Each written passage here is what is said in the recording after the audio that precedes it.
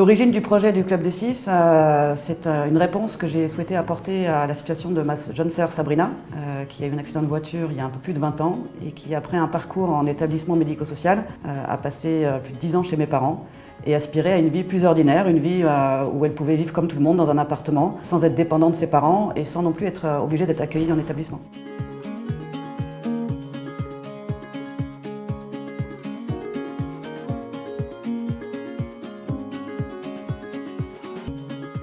Le principal danger quand vous êtes en situation de handicap, c'est l'isolement et du coup de régresser potentiellement dans votre autonomie. Alors que partager la vie quotidienne avec un groupe, c'est déjà beaucoup plus stimulant.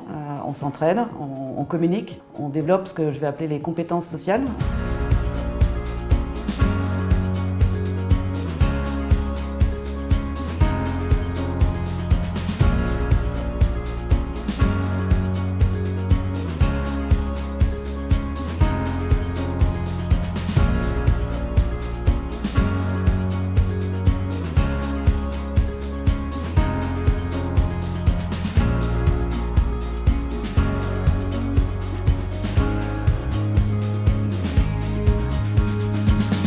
Le principal objectif des colocataires quand ils rejoignent nos colocations, c'est bien de retrouver une vie dans laquelle ils sont dans un principe d'autodétermination. Donc de ne pas attendre qu'on leur propose une prise en charge, un programme, mais bien eux-mêmes de décider ensemble ce qu'ils ont envie de faire.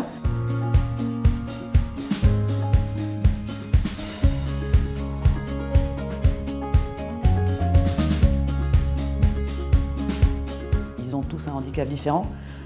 Et donc, ils ont des limites individuelles, mais quand vous appréhendez le groupe dans sa globalité, finalement, vous reconstituez une personne qui n'a aucun handicap.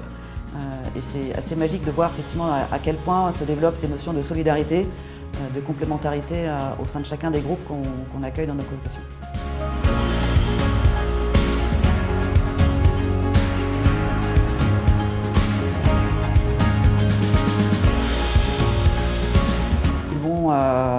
Soit intervenir par exemple auprès d'enfants en crèche, dans les auto-écoles en prévention routière, auprès de personnes âgées en maison de retraite qui sont en situation d'isolement. Et ce qui fait qu'elles retrouvent une activité qui prend du sens pour elles et qui les motive à se lever le matin.